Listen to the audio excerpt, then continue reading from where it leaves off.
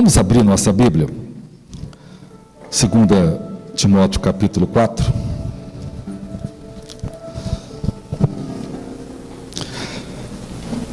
Segunda Timóteo capítulo 4. Eu quero ler os primeiros 5 versículos.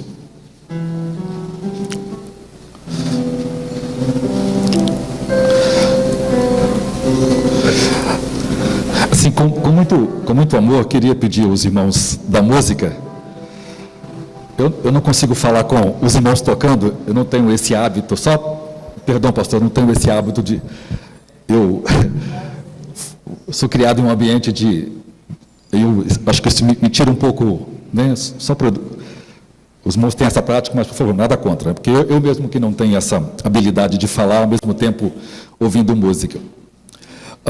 O texto diz assim: conjuro-te, pois, diante de Deus e do Senhor Jesus Cristo, que há de julgar os vivos e os mortos na sua vinda e no seu reino, que pregues a palavra, instes a tempo e fora de tempo, corrijas, repreendas, exortes com toda longanimidade e doutrina, porque virá tempo em que não suportarão a sã doutrina, mas tendo coceira nos ouvidos, amontoarão para si doutores conforme as suas próprias concupiscências, e desviarão os ouvidos da verdade, voltando às fábulas.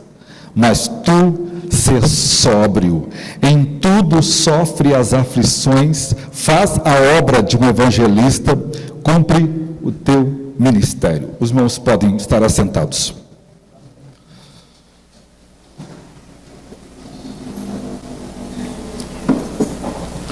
Quero fazer um resumo para os irmãos de um pouco de história, antes de eu fazer a aplicação do texto. Então, basicamente, hoje eu não vou expor o texto, mas eu vou falar um pouco para os irmãos do que está inserido no contexto do sola escritura e os desafios da pós-modernidade.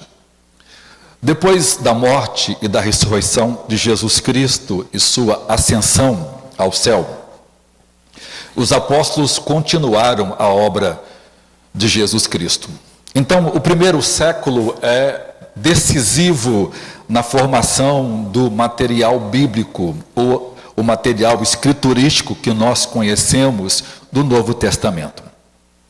Os irmãos terem um pouco de ideia disto, até mais ou menos o ano 50 depois de Cristo, nós ainda não tínhamos quase nada escrito, talvez o Evangelho de Marcos e talvez a carta de Gálatas.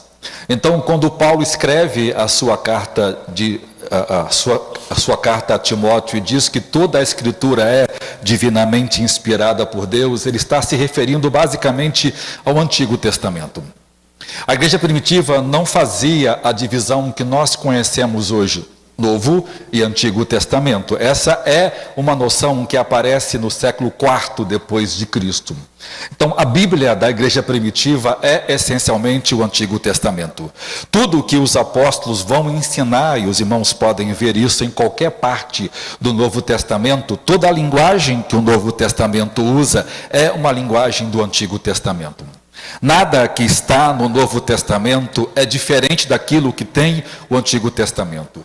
Nós cometemos um equívoco muito grande quando nós fazemos essa afirmação. Mas isto está no Antigo Testamento, como se o Antigo Testamento não fosse o livro da igreja. A igreja, como sempre, os santos de todos os tempos, sempre considerou a Bíblia como um livro só. A divisão Novo e Antigo Testamento é mais uma questão teológica e uma questão pactual do que uma questão de interpretação do texto bíblico. Então, na formação do cânon do Novo Testamento, depois em 368, quando de forma definitiva foram eleitos os 27 livros que nós conhecemos como livros inspirados, em que o cânon ou toda a escritura que nós conhecemos hoje, né, no nosso tempo, que é a Bíblia dos protestantes, já que nós temos a Bíblia de outras, como a Igreja Católica Ortodoxa e a Igreja Católica Romana, inserem alguns livros apócrifos, que são acréscimos, ou outros livros escritos fora do tempo apostólico. Então, o critério que a Igreja usou para que esses livros fossem declarados inspirados é que eles fossem escritos por um apóstolo ou alguém ligado a este apóstolo. Esse princípio norteou aquilo que é palavra de Deus e aquilo que não é palavra de Deus. Marcos não foi apóstolo, mas Marcos está associado a Paulo e ao apóstolo Pedro. Lucas não é apóstolo, mas Lucas escreve junto com o apóstolo Paulo e ele é alguém reconhecido pela igreja primitiva. Então, qualquer escrito que tenha existido depois, nós temos centenas de outros escritos, nós temos livros escritos por homens poderosos como Justino Marte, como Papias, como Irineu, que foi discípulo do apóstolo João, como Tertuliano, como Orígenes e tantos outros homens que a gente poderia considerar grandes doutores da igreja, mas o que eles escreveram não foram palavra de Deus. A seleção do cânon ensina para a gente uma verdade que a gente precisa aprender.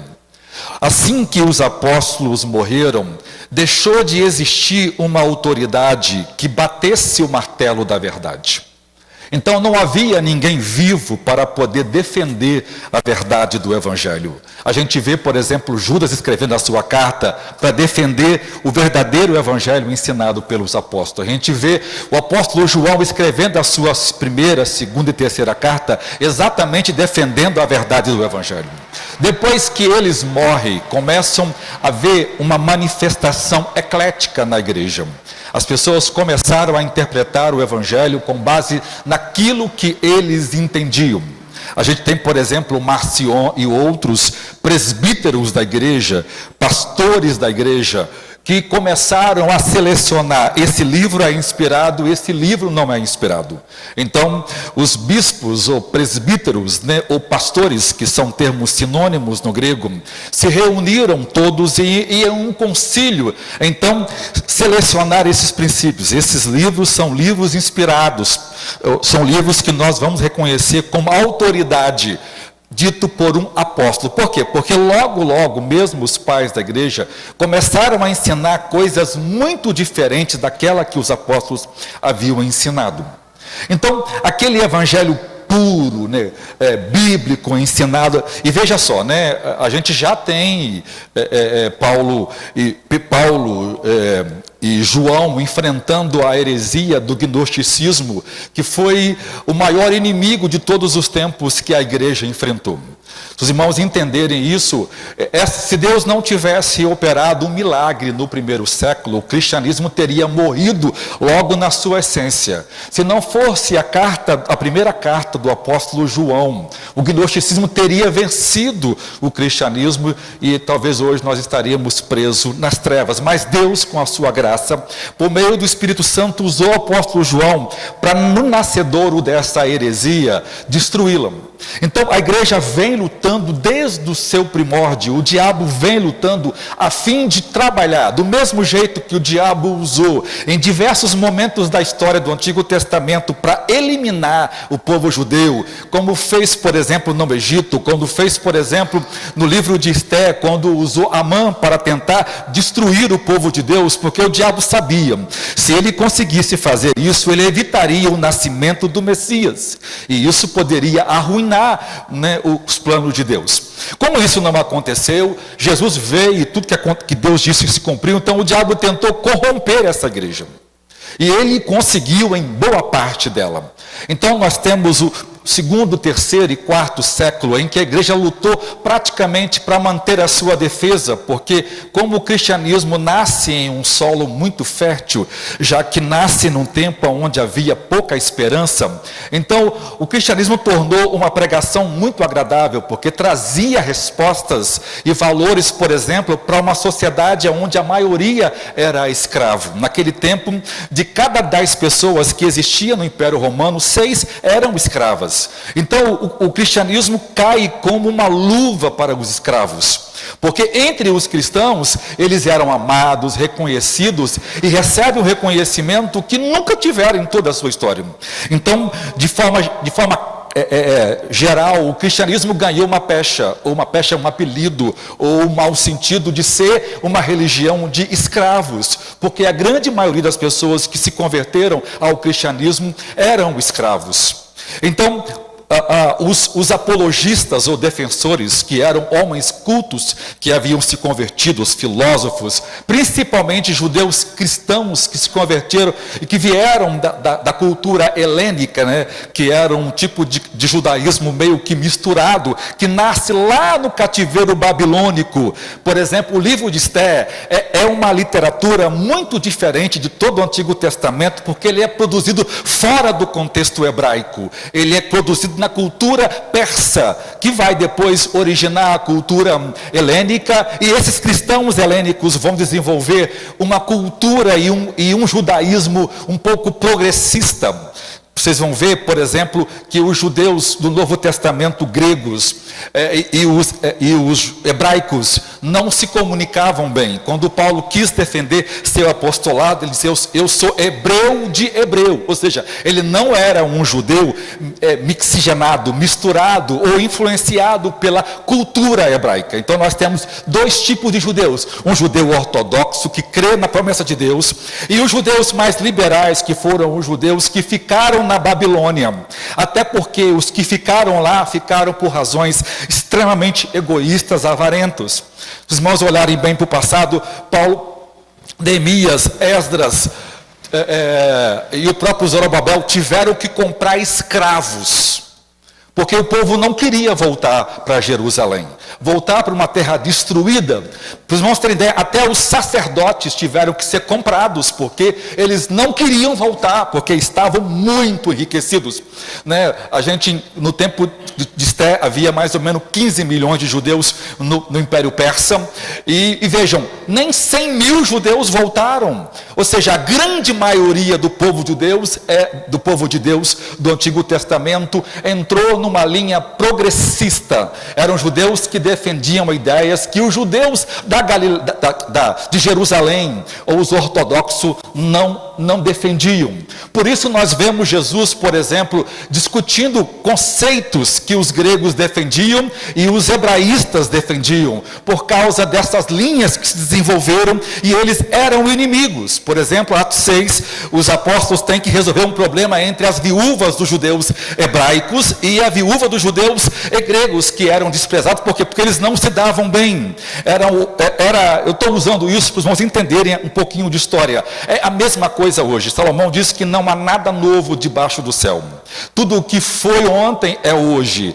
Então, por mais que os tempos, né, mudaram, as coisas permanecem as mesmas. Se a gente voltasse no passado, tudo que a gente vê hoje sempre existiu, porque o que está aqui, o que está lá é o homem de hoje é o mesmo homem do Antigo Testamento. Está errado a ideia de Descartes, que o homem que atravessa o rio não é mais o mesmo homem. Ele está extremamente errado. É sempre o mesmo homem, pecador, com o mesmo coração, com os mesmos desejos pecaminosos, que precisa urgentemente de um Salvador. Eu estou sendo rápido aqui porque eu queria pular logo para a história.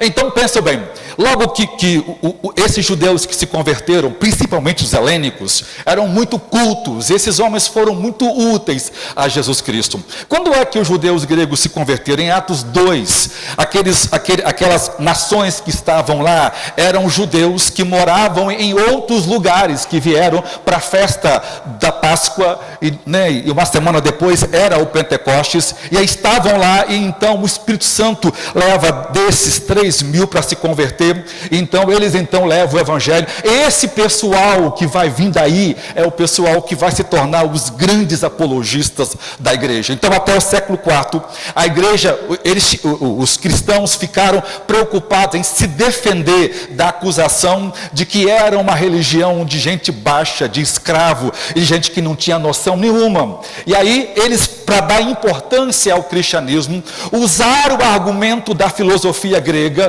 Por isso que os argumentos dessas pessoas basicamente filosóficos, a fim de defender o cristianismo. E isso acaba, né? E eles eram homens muito habilidosos, muito inteligentes, como são todos os judeus. Vejam, as grandes teorias mirabolantes do mundo são defendidas e criadas pelos judeus. O diabo, tanto quanto Deus, usou eles. Por exemplo, veja Freud, um judeu. Veja tantos outros homens que o diabo... Veja Marx, né? O pai do marxismo, e hoje, né, o pós-modernismo nasce no solo do marxismo cultural. Veja, o poder de argumento que esse pessoal tem. Então Deus usou isso. Só que nós temos um problema. Isso ganhou campo e venceram os debates. Então Constantino torna o cristianismo a religião oficial. Só que ele obriga as pessoas a se converter. Então, quando ele obriga, o que acontece? Entra todo mundo de gaiato na igreja. Então esta igreja não é mais pura. Então, do século III, IV para frente, até mais ou menos o ano 1600, nós temos, numa mesma igreja, um monte de gente que nunca se converteu. Nós temos líderes, nós temos bispos, nós temos papas, nós temos líderes da igreja que nunca foram crentes. Mas, ao mesmo tempo, nós temos dentro dessa igreja elementos, pessoas que realmente tiveram um novo nascimento e que foram grandes defensores das verdades bíblicas. Por causa desse pessoal que não se converteu, a igreja começou a agregar a si vários conceitos pagãos. Então pegava ensinamentos filosóficos, né? Por exemplo, a gente tem nessa época, principalmente da escolástica, o neoplatonismo, né? A volta das ideias de Platão, inserindo na igreja. Então grande parte das doutrinas, principalmente de Tomás de Aquino, foram ensinadas com base na doutrina do platonismo. Então, nesse período, a igreja tinha esses elementos de gente crente poderosa, cheia de Deus, como Crisóstomo, o grande pregador da igreja, que foi preso várias vezes pela rainha Eudóxia, mas era um pregador cheio de graça. Depois nós temos os pré-reformadores, né, como Savonarola e muitos outros. E até que então chega em 1500 um monge agostiniano por nome Lutero, porque todos os outros que se levantaram contra essa visão, já que grande parte das pessoas que comandavam a igreja não eram crentes de verdadeiros, porque lá atrás foram, né, todo mundo entrou no balaio, e até então a igreja mantinha a hegemonia, ou seja, tudo que se ensinava em termos de ciência, de conceito, era de certa forma gerida pela igreja. Por isso a cultura da Idade Média, que é a cultura mais naturalista, né, o argumento, por exemplo, de Tomás de Aquino era provar que Deus existe por meio da natureza. Quando isso começou, né, a crescer muito no século XV e XVI, começou a surgir também grandes reformadores, grandes escritores, tanto no mundo espiritual como no mundo secular, por assim dizer, que até então essa expressão era desconhecida nesse tempo. E aí, o que aconteceu? Aconteceu aquilo que nós conhecemos na história de renascença ou de iluminismo. O que é isso? É simplesmente uma mudança de foco naquilo que se lê. Ao invés das pessoas continuarem estudando a visão de que os pais da igreja escreveram, né, e nisso, irmãos, os cristãos têm muita culpa em virtude, né, digo cristãos, né, porque todo mundo está inserido nesse conceito, e como grande parte dos cristãos não eram cristãos, então erraram muito, né, acabaram obrigando as pessoas a se converteram, os bárbaros foram mortos, né, foram decapitados. Aquilo que fizeram aos cristianismo, depois aos cristãos, os cristãos fizeram de forma pior aos bárbaros, porque então isso começou a gerar um certo conceito entre as pessoas de rejeição à verdade do cristianismo. Então essas pessoas começaram a criar uma outra forma de leitura a fim de alimentar o intelecto, e aí voltaram aos escritos clássicos, aquilo que nós poderíamos chamar hoje dos gregos. Nessa volta dos textos gregos, tanto na arte, como na poesia, como na ciência, dos textos matemáticos, né, em nome de uma certa evolução, o que aconteceu? Começaram-se o homem iluminista começou a desenvolver um conceito totalmente oposto ao cristianismo. Exatamente por causa dos erros dos cristãos, né, que não eram convertidos, o homem do tempo da Renascença era um homem anticristão. Tudo aquilo que era cristão, ele rejeitava. Então ele amava a mentira, ele amava a libertinagem, ele amava a violência, ele amava o palavrão. Tudo que era cristão, esse homem rejeitou. Aí nasce a chamada cultura secular. É aquela cultura que não tem influência nenhuma da visão teocêntrica. Porque aí nasce então o humanismo. O que é o humanismo? É a visão de que o homem é o centro de todas as coisas. O homem é a medida de todas as coisas. Antes, o homem era guiado pela lei de Deus. Agora, esse homem passa a pensar a partir de si mesmo. Então, isso começa a dar passo àquilo que nós chamamos de modernidade.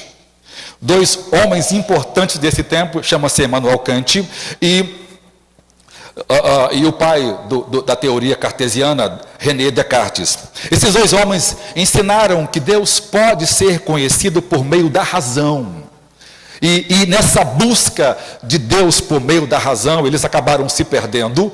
E isso vai gerar aquilo que nós conhecemos hoje como pós-modernismo, que é, na verdade, a rejeição da razão.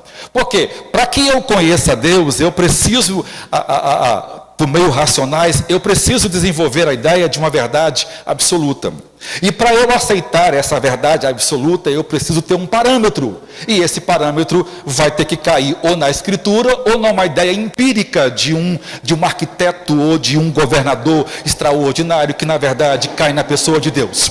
Então, o pós-modernismo, a procura também de uma nova filosofia para rejeitar aquilo que era o modernismo, o que ele faz? Ele enche, né, ele vai em busca dos novos postulados. Aí nós temos os novos poetas, os novos profetas do pós-modernismo. Aí nós temos Nietzsche, nós temos Marx, nós temos tantos outros homens que o diabo usou, gente de lugar desconhecido que escreveu uma obra que na verdade não tinha nada a ver, mas de repente aquilo alcançou. Por exemplo, quem lê o Capital de Marx ou outros livros, né, que Marx escreveu, veja quantas asneiras esse cara escreveu. Mas, no entanto, as pessoas preferem, e isso acabou virando um celeiro ou um berço cultural, de tal forma que isso tornou-se uma opção. Então, a união das ideias de Nietzsche, de Freud, de Marx, né, isso influenciado pelos autores do existencialismo, que valorizava o hedonismo, né, a busca de prazer, acabou produzindo aquilo que nós conhecemos hoje de pós-modernismo. Ou seja, eles começaram, e quem começou a originar isso, na verdade, nasce na modernidade com Descartes, quando ele diz que eu penso, logo existo. Esse é um princípio que ele usa em latim para dizer que tudo quanto existe deve ser questionado. Então, ele coloca dúvida em tudo. A princípio, essa teoria cartesiana parece muito legal, só que ela abre alas para outra coisa. Então, ela gera aquilo no futuro que nós conhecemos de relativismo. Ou seja, não há verdade absoluta. E se ela existir, ela não pode ser conhecida. Então, a partir daí é que nasce aquilo que nós conhecemos de agnosticismo ou o ateísmo. Até então, as pessoas não desenvolviam essa ideia porque não era possível. Mas então, a partir de então, começa a nascer o ateísmo. E o ateísmo, então, vai fazer um sucesso. Por quê? Porque as pessoas agora querem crescer, desenvolver na literatura, na arte, a partir do conhecimento extra-bíblico. Aí, essa separação do secular do bíblico chegou ao que nós conhecemos hoje da cultura ou ciência marxista, ou a ciência de esquerda, que inclusive virou partido, né, como nós bem conhecemos. Essa cultura hoje, primeiro, não aceita a ideia de uma verdade absoluta. Ela não aceita a ideia de uma verdade bíblica. Então, tudo que ela defende é desconstruir os valores da Escritura.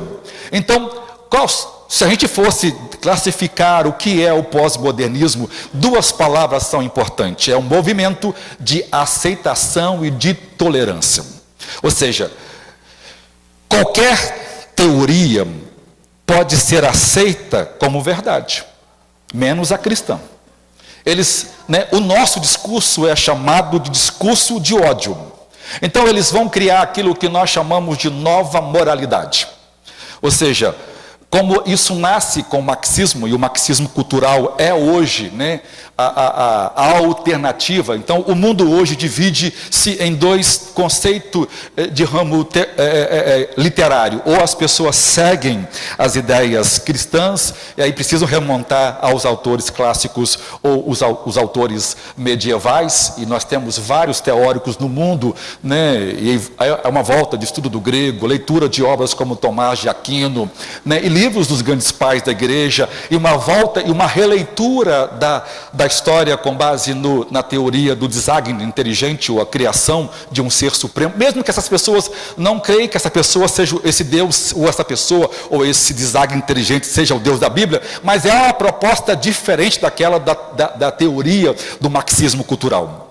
Então, ou as pessoas estão, por exemplo, adestradas na teoria ou no leito do marxismo cultural. Por exemplo, no Brasil, há muito poucas universidades onde você vai para lá que você não vai estudar as asneiras ou as mentiras do marxismo. Principalmente as pessoas que fazem cursos na área de ciências sociais.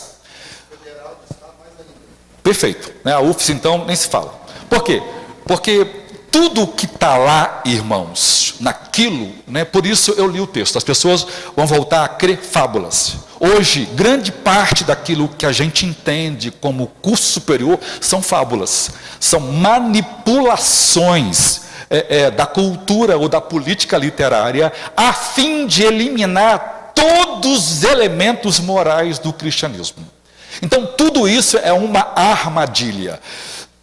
João disse que aquele que ama o mundo, o amor do Pai não está nele, porque no mundo está a soberba da vida, a concupiscência da carne e a concupiscência dos olhos. Ou seja, essas coisas são inimigas de Deus. Então tudo que o mundo faz hoje é para encobrir essas questões. Então você pega, por exemplo, uma professora de literatura que vai fazer uma análise, por exemplo, da chamada justiça poética. É aquela justiça onde a pessoa que errou, eu estou expondo lá na nossa igreja o livro de Esther. Então eu vou expor amanhã, terça, quarta eu vou estar expondo capítulo 6, e eu tenho colocado títulos mais atraentes, mais contextualizados, porque agora nós estamos usando esses sermões para trabalhar com os nossos pré-adolescentes. Então eu faço uma análise de teatro, às vezes filmes, e mostrando para as pessoas que a Bíblia não é um livro à parte da cultura, ela está inserida no contexto, e ela é o melhor que existe de literatura. Por exemplo, vamos pegar uma leitura, eu faço isso, eu pego, por exemplo, um poema de Shakespeare, e eu comparo, por exemplo, com Jó. Jó está muito mais acima. A linguagem de Jó é mais rica, é mais linda, é mais extraordinária, é mais dramática, é mais sátira do que qualquer outra. Mas tudo que é de Deus, o mundo rejeita, porque se eu admitir que a Bíblia é uma boa literatura, então eu preciso levantar outros postulados, e isso o diabo nunca vai aceitar. Então tudo que há no mundo está arregimentado, levantado, é uma armadilha para que o povo de Deus caia, e na verdade a luta toda não é nada contra só a Escritura. O alvo principal do diabo é a pessoa de Jesus Cristo. Deixa eu abrir aqui uma brecha aqui para os irmãos. Eu vou começar a expor aos domingos no culto de ceia. Eu prego sempre o primeiro domingo da igreja, que é o domingo de ceia. Vou começar uma série sobre o céu. As pessoas não conhecem o céu. As pessoas não conhecem a vida eterna, e pouco se fala sobre isso. Então eu vou começar uma série de vários meses, lógico, uma vez por mês, só sobre o céu, para que as pessoas conheçam um pouco da verdade sobre isso. Mas para entender o céu, eu preciso aprender a origem de tudo. O primeiro sermão que eu vou pregar vai ser um sermão baseado em Tito 1:3, em que Tito fala, em Paulo dizendo assim, olha, Deus que não pode mentir, fez uma promessa. Essa promessa foi feita a Jesus Cristo. Então, pense comigo. Deus existe no momento onde o nada existe. Ele é Deus e só Ele existe. E Ele existe sozinho por uma eternidade. E Ele é completo. Deus é um ser completo. Deus não precisa de ninguém. Nosso grande problema em coexistir com uma ideia de um Deus que existe sozinho é porque na nossa visão de sozinho é alguém incompleto. Mas Deus é um ser que não precisa de ninguém. Ele é completo. Por isso Ele coexiste em 3 pessoas. Então o Pai, o Filho e o Espírito Santo sempre foram completos. Mas então, a primeira vez que Deus decide falar uma coisa, Deus fala. E a primeira menção que nós temos na Bíblia de que Deus falou alguma coisa, Ele fez uma promessa. E essa promessa Ele fez para Jesus Cristo, de que Ele daria um povo, ou os eleitos, ou os santos, ou os crentes, para que pudesse viver com Ele eternamente. Deus deu. Então, a partir desta promessa, tudo que existe no mundo físico, no mundo espiritual, no mundo orgânico, no mundo quântico, no mundo mecânico, no mundo biológico, no mundo mineral, tudo foi feito por causa dele, por ele e para ele. Tudo que existe nessa existência está relacionado a Cristo. Não há absolutamente nada nessa existência que Cristo não possa colocar o pé, bater a mão. Isso é meu, foi criado para mim, foi dado a mim, eu criei para minha glória. Então qual é o alvo do diabo? Em trabalhar contra a Escritura, trabalhar contra a igreja. O alvo do diabo é Cristo. Ok? Então toda essa argumentação do marxismo é por causa disto.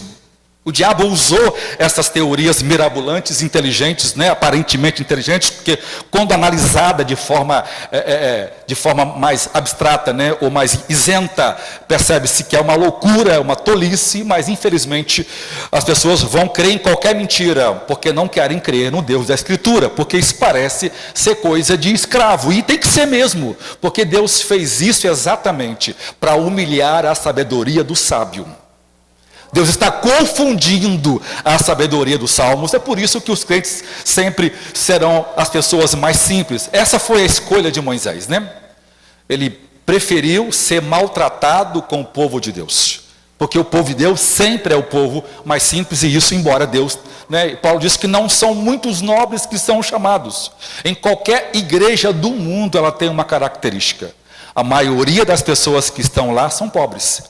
E não são só pobres espirituais, são pobres financeiros. Ok, irmãos?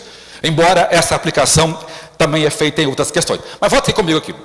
Então, todo esse argumento filosófico do marxismo é para desconstruir as verdades do Evangelho. Então, essa nova moralidade diz o seguinte: que o rico, que é o cristão, porque os judeus e os cristãos sempre foram, nessa época eram pessoas mais abastadas, por causa da cultura e a preservação de famílias.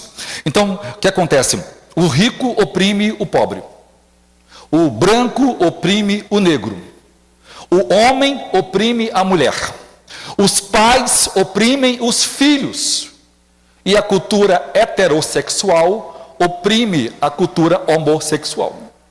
Veja o argumento, como ele parte lá de cima e vem. Então, o primeiro construto, ele é simplesmente estrutural, ele é ligado ao dinheiro, ele é ligado ao mercado. Então, é a nova redenção que está aí sendo proclamada pelo marxismo. Então, nessa ideia do marxismo cultural, essa nova moralidade é destruir tudo aquilo que ensina o cristianismo. Então tem que varrer, a ideia judaico-cristã, que nós, na verdade é a ideia bíblica, de que esses valores de família, por isso a ênfase no homossexualismo, a ênfase no lesbianismo, por isso o feminismo cresce assustadoramente. A coisa mais difícil na igreja, irmãos, é ensinar para uma família a questão bíblica, porque hoje o que governa as pessoas é o feminismo. A gente vai para, a não ser que a pessoa tenha um treinamento bíblico muito adequado, mas ele vai para, porque grande parte dos filhos de crente abandonam a igreja na universidade? Porque chega lá, ele é enganado por um monte de mentira, bem engendrada, né? E por causa da sua vaidade de achar que lá está a verdade, né? Isso não é a verdade. E aí ele é enganado, sugado por um conceito que o pai dele, que é um analfabeto, que é borracheiro, já sabe que é errado e nem precisa ouvir, mas é ele que se acha o sabichão, vai ouvir um monte de asneira.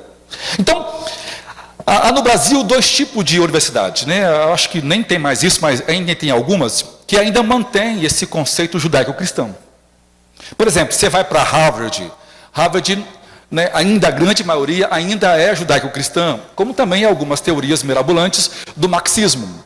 Você vai para Oxford, ou seja, nós temos várias grandes universidades porque foram criadas pelo protestante. Quem criou a cultura foi o protestantismo. Quem deu impulsão para o crescimento econômico, para o crescimento intelectual foi o protestantismo. A reforma é que gerou isso. Os donos de universidades foram os crentes. O primeiro livro que as universidades usavam para aprender português, para aprender literatura, para aprender história, para aprender arte, era a Bíblia.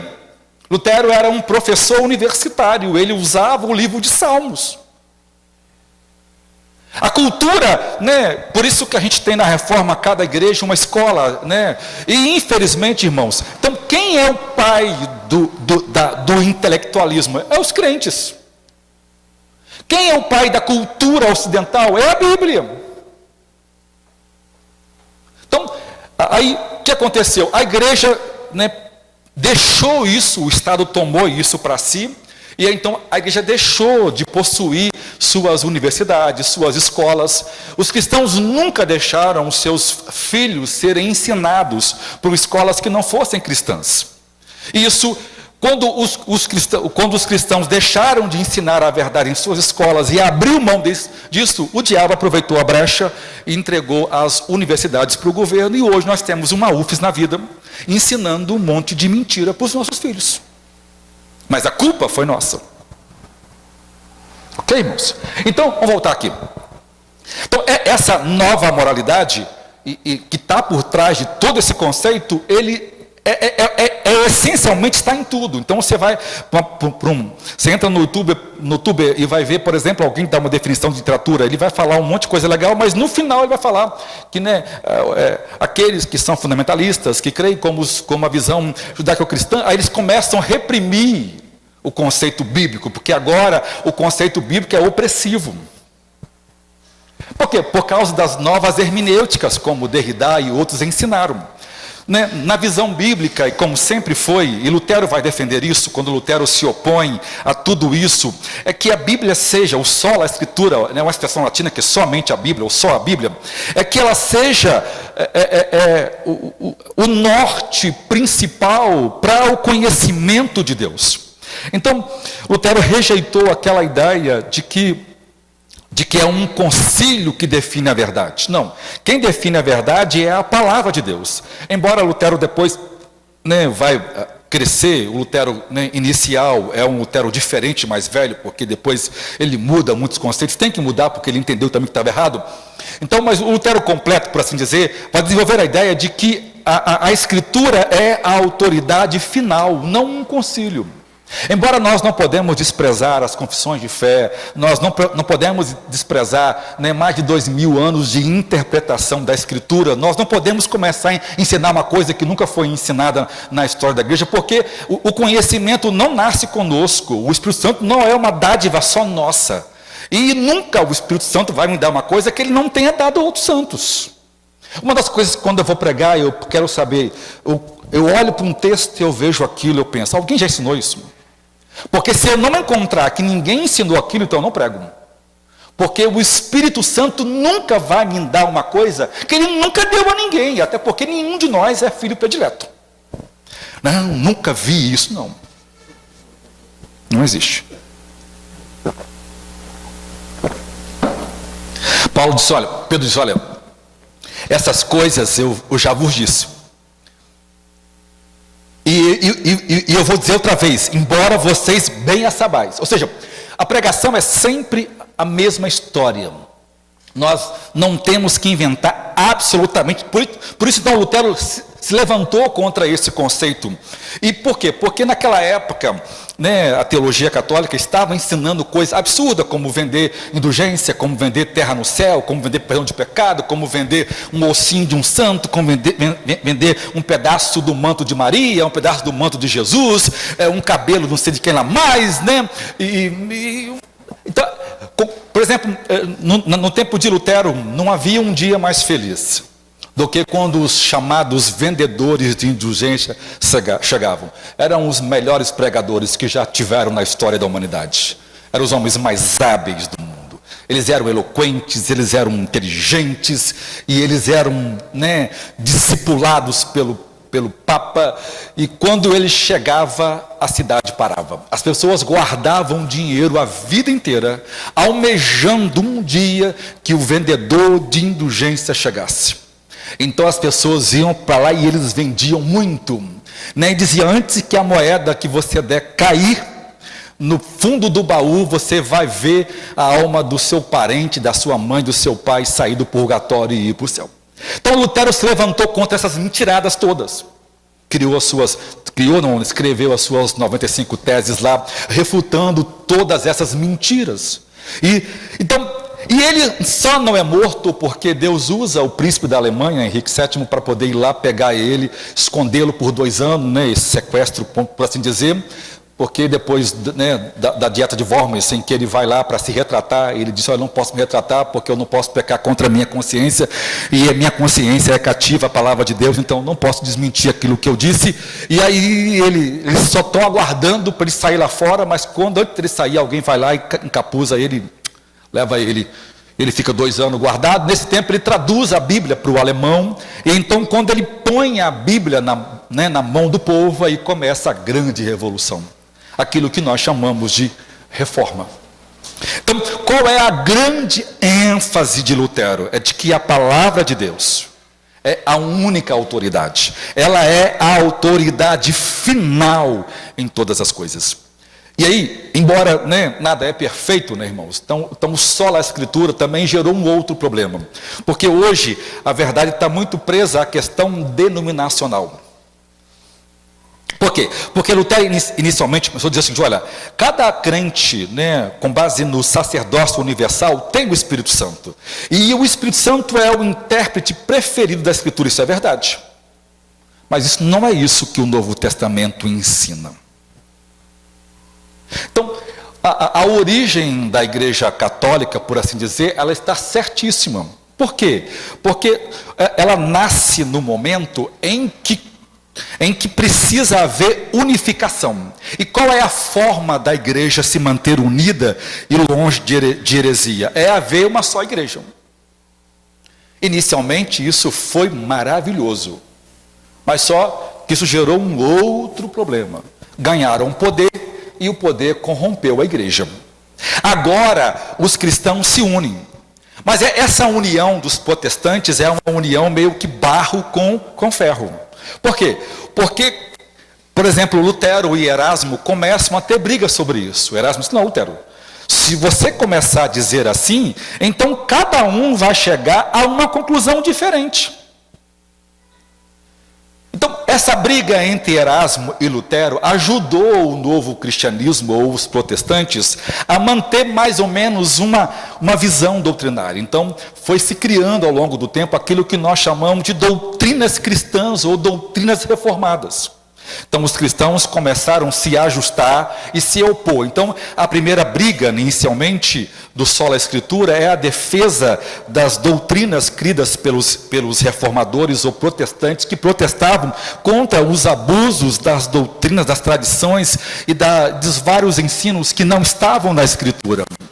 Só que também começou uma outra questão. Começou a haver um desentendimento entre os próprios reformadores. Então cada um começou a desenvolver uma ideia. A primeira briga que começou entre eles foi a briga pela ceia. Porque um cria que Cristo estava presente na ceia, como Lutero. Erasmo não é só um símbolo. chega em Calvino, não, a ceia é um meio de graça. Então, essas coisas começou a separar. Outra coisa que separou foi o batismo. Não, o batismo tem que ser por aspersão, porque ele foi praticado desde o século IV, e o século III. Aí vem os anabatistas batizando por imersão. Eles são perseguidos, são mortos, porque isso é uma heresia na época.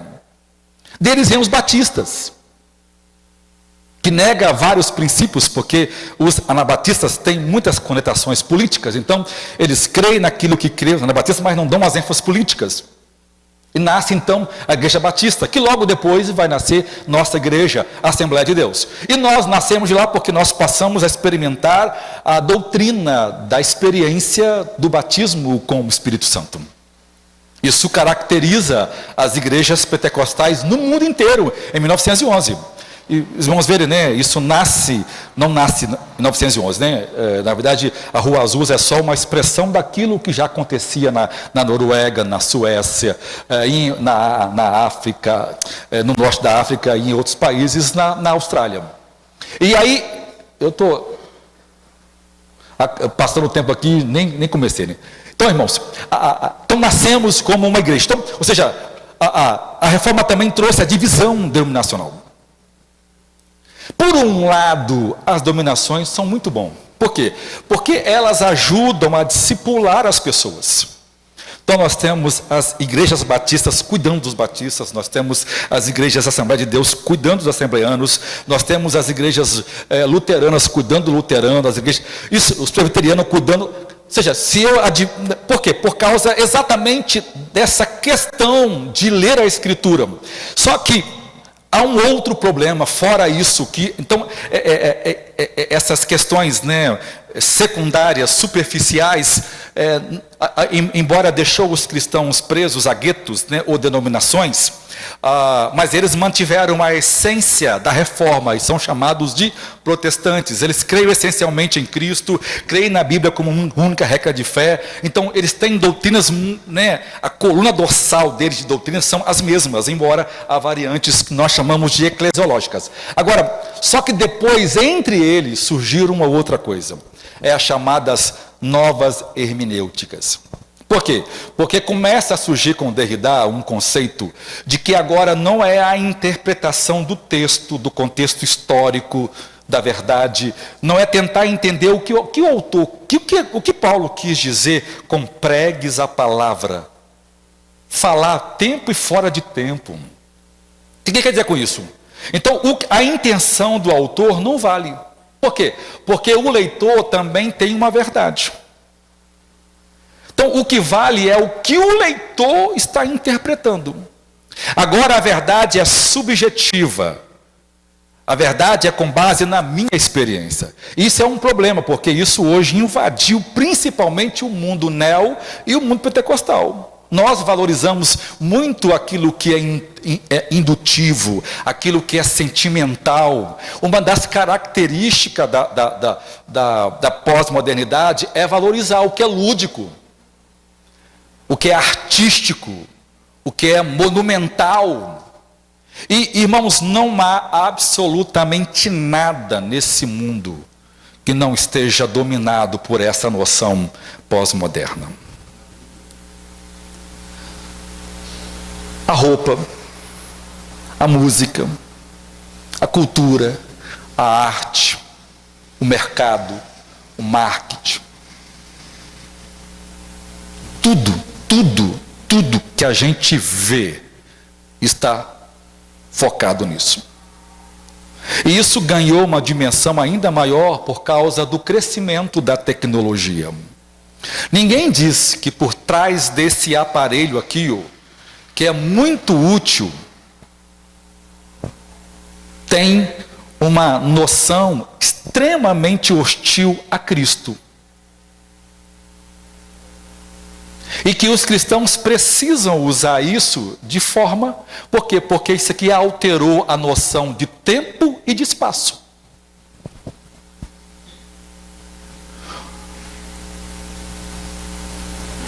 Isso aqui alterou a noção de tempo e de espaço. E isso muda tudo na sua piedade. Porque se isso muda a noção de tempo e de espaço, por isso que a cultura do fast food faz o sucesso que tem. Chega no McDonald's, no drive-thru, pede um lanche. Se o lanche demorar, você não reclama? Mas eu sou, né, como disse o Wallace, eu sou da turma mais velha do Aribiri, tempo do Sidraque, do tempo do Mateus, do tempo da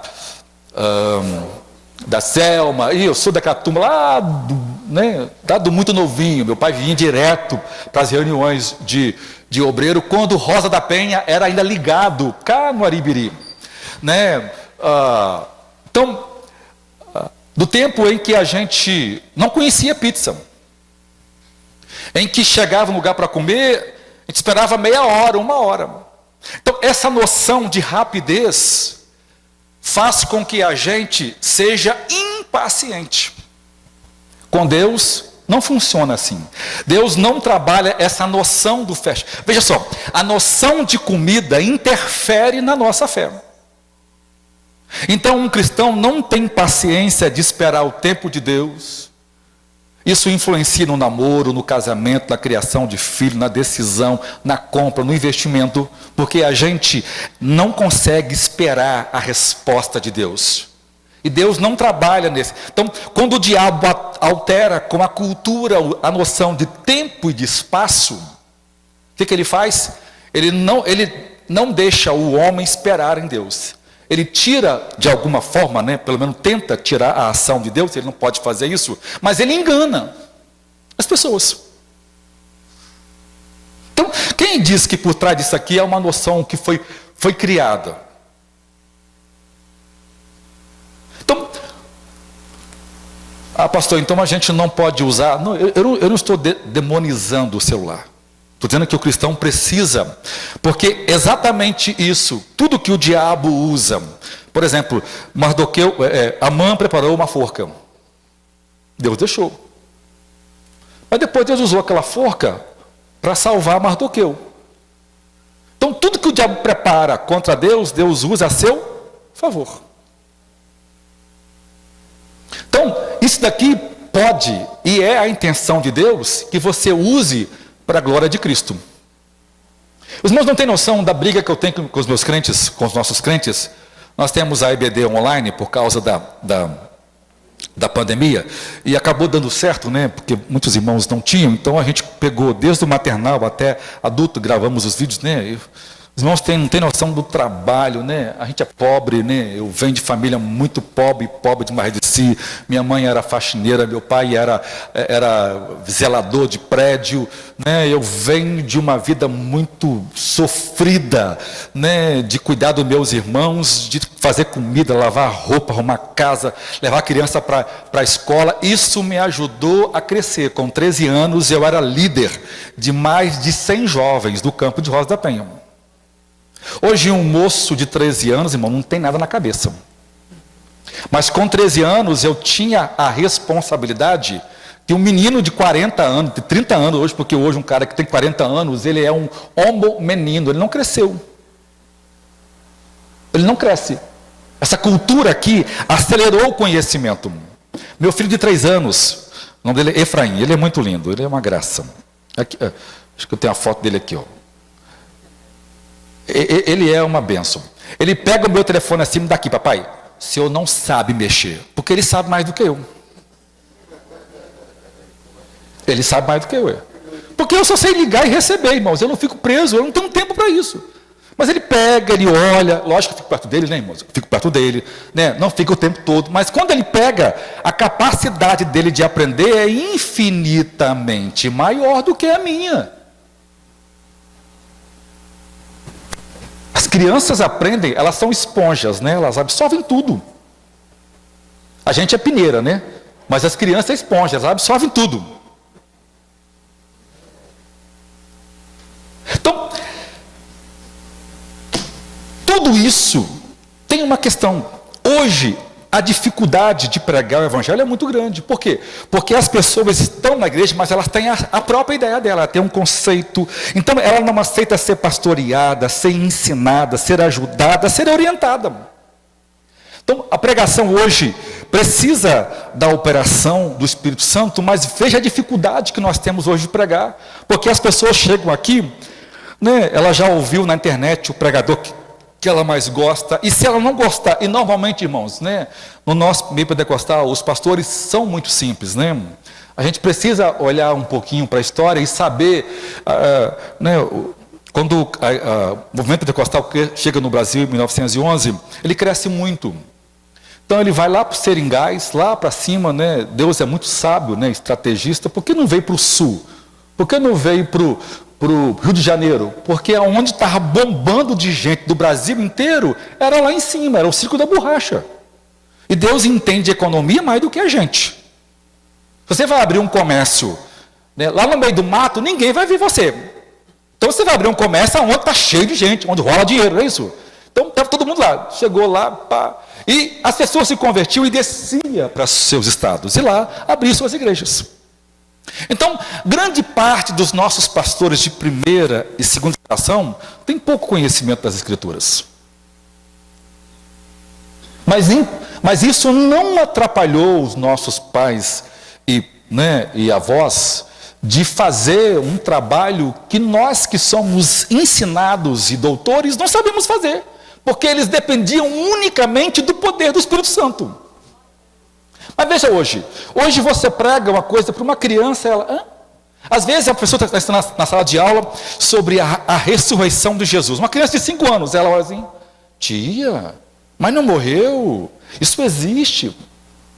Você vai contar para ela que o mar se abriu, ela acha que isso é cinema, porque ela está acostumada a assistir Disney. Então, quando se prega hoje, por isso Paulo diz, pregue a palavra. Quer as pessoas gostem ou não gostem, exorta, repreende, e faz isso o tempo todo, e com toda longanimidade. O termo grego aqui é macrotimia. É uma paciência longa, elástica. Fala uma vez, fala outra, fala a segunda vez, e com doutrina. Agora, irmãos, escute-me uma coisa aqui. Eu sou pentecostal, eu creio nos dons espirituais, eu sou batizado com o Espírito Santo. Quando jovem, o Wallace sabe disso, a gente amava ir nas vigílias do Ibis, lembra? Da sexta-feira com a mão lá assim.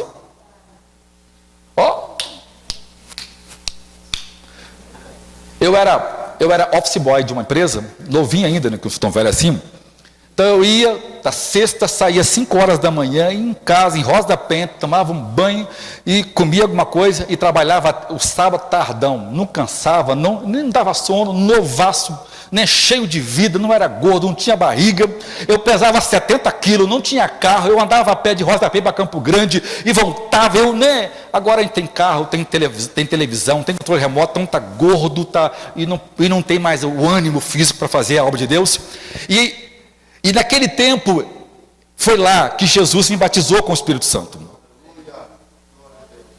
Hoje, os nossos crentes vêm para a igreja, mas eles ouvem o pastor pregar, mas ele tem lá um Silas Malafaia, que já foi um bom teólogo e hoje ensina um monte de asneira, né? Ele vai ouvir o outro, mas não o pastor dele, então ele não pode ser ensinado.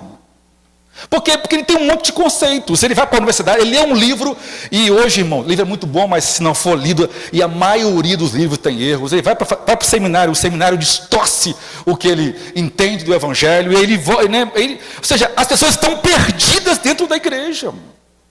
Então, a igreja perdeu o poder de disciplinar as pessoas, porque, não, pastor, mas... aqui não pode, mas ali pode. Então aqui não pode, então tá bom, pastor, ele sai daqui com a família dele e vai reunir do lado ali, numa outra Assembleia de Deus, onde pode fazer qualquer outra coisa. Às vezes não é uma pessoa na igreja que está envolvida em pecados seríssimos, mas no outro dia ele é aceito pelo outro pastor, e recebido como obreiro, e no outro domingo está pregando. Por quê? Por causa dessa visão eclética. Então, o pós-modernismo é um desafio muito grande, porque pregar hoje pecado é uma questão muito hipotética.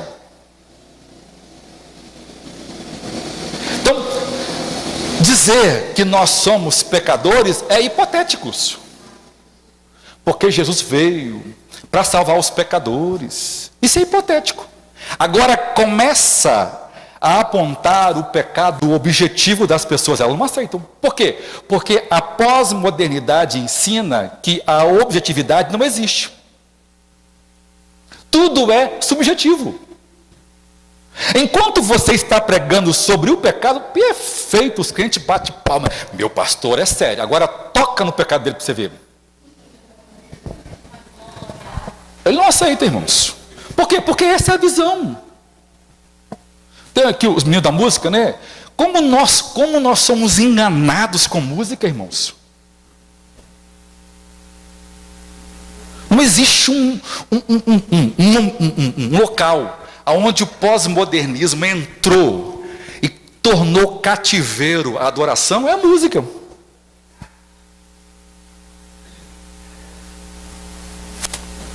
Música. E vai brigar com os jovens que isso está. Por quê? Porque eles são influenciados. Eles não têm uma estrutura espiritual, eles não conhecem a Escritura, eles não têm noção de história, eles não têm noção de verdade, eles não conhecem absolutamente nada de Deus. Aí nós temos um culto intimista, o indivíduo sente, podemos sentir, irmãos, mas sentir não muda a vida de ninguém. O que muda é crer. Aquele que sentir e for batizado será salvo. É aquele que crê, irmãos. E crer tem a ver com a palavra de Deus. Tem a ver com conhecer doutrina bíblica.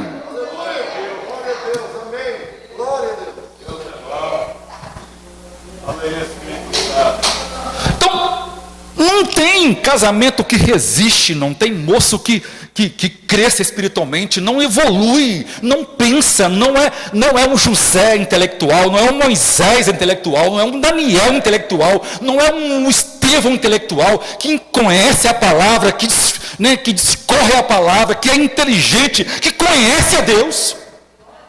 Escute-me, irmãos, nós não vamos conhecer a Deus na nossa experiência intimista.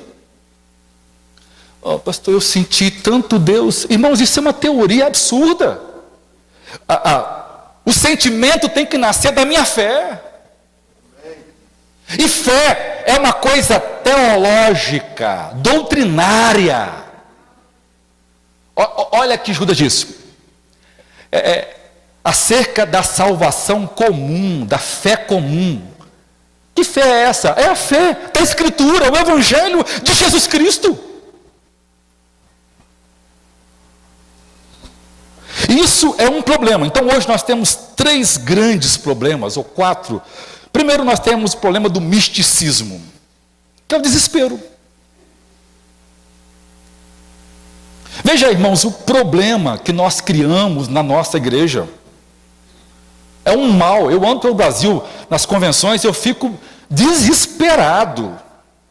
Há um analfabetismo na nossa igreja, irmãos, assustador. Os crentes estão rodapiando, essas coisas, né? Eles não têm noção do que estão fazendo. Nós estamos inventando uma coisa que nunca na minha... Eu nasci numa família, num pai que orava, Jesus curava enfermidade dentro da minha casa, Jesus expulsava demônio, né? Ninguém aqui talvez tenha visto, mas eu já vi demônio subir de costa aqui e ficar no teto colado, olhando para baixo. Isso é coisa de filme, né? Mas eu já vi. E meu pai dizia, em nome de Jesus, desce daí. Ele expulsava. Isso era o poder de Deus. E acabava de fazer isso, chamava os vizinhos, vem cá, e pregava todo mundo e se convertia. Todo mundo, gente. Isso é o poder de Deus. Agora, nós inventamos um negócio que queremos sentir. Isso é um problema sério, irmãos. Nós podemos sentir? Podemos. Mas tem que ser resultado porque eu compreendi o Evangelho. Aí sim. Aleluia! Glória a Deus! Então, nós precisamos disso, irmãos, porque senão vai morrer. Isso não vai sustentar seus filhos na igreja. O mundo vai ganhar eles, a universidade vai ganhar eles, e você vai mandar todo mundo para o inferno. Então, aprenda uma coisa, seu pastor aqui, cobra ele. Pastor, prega a Bíblia para a gente. Ensina a palavra de Deus para a gente. Nós queremos a palavra. Eu quero sair daqui quebrantado, confrontado, porque meus pecados precisam ser confrontados. Eu tenho que mudar, eu tenho que ser diferente. Eu preciso mudar. Glória a Deus!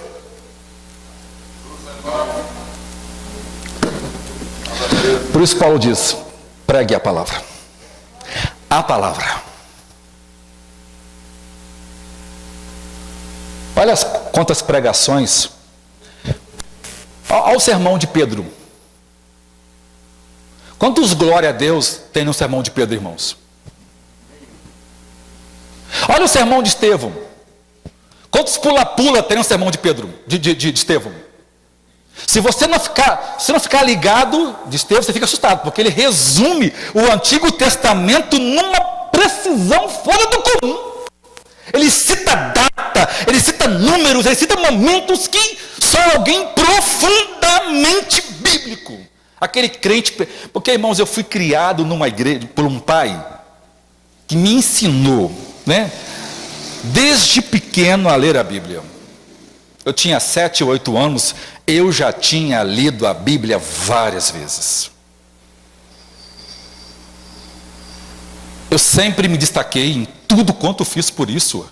Eu passei em todos os vestibulares, primeiro lugar, por causa disso. Porque eu cresci lendo Bíblia. Olha o que disse Davi. Esdras, no Salmo 119. Olha o que ele fala. A tua palavra me torna mais sábio do que os meus professores. Eu venci todos os debates na universidade, porque eu sabia mais do que os meus professores sobre Deus. Depois disso, a tua palavra me torna mais esperto, mais experimentado do que os mais velhos. Depois disso, que a tua palavra me torna mais feliz do que os meus inimigos.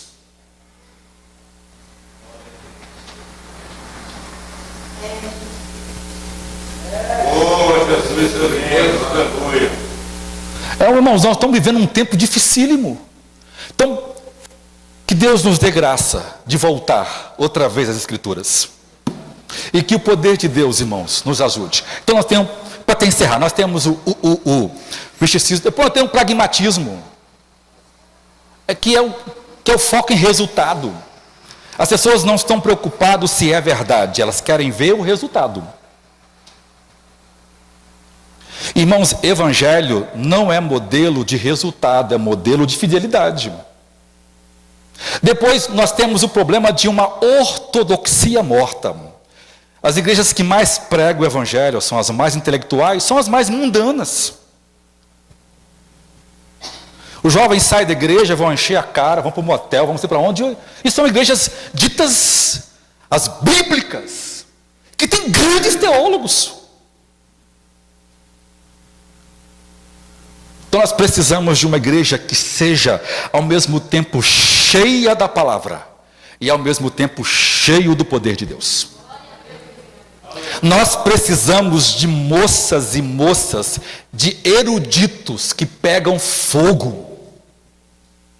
Nós precisamos moças e moças que consigam desconstruir a teoria da evolução, que é a coisa mais tola do mundo, e mostrando a verdade do criacionismo, e que ao mesmo tempo tenha o poder de expulsar demônios e curar enfermidades.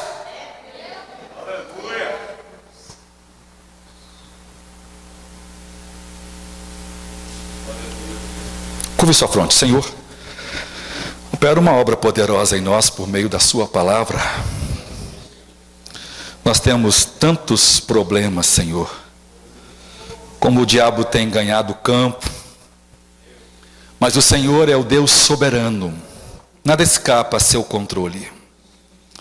Houve um momento na história da igreja que um só homem, como o Atanásio, que lutou contra todo mundo, e um só homem venceu todos os outros. Então, Senhor, dê-nos o poder, e com o poder da sua palavra, nós possamos ajudar aqueles que hão de herdar a vida eterna. Ajuda-nos, porque tudo é por causa de Jesus Cristo, nosso Senhor. Te louvamos no nome dele. Amém. Deus abençoe vocês. E é um prazer estar aqui no nome de Jesus. Pastor.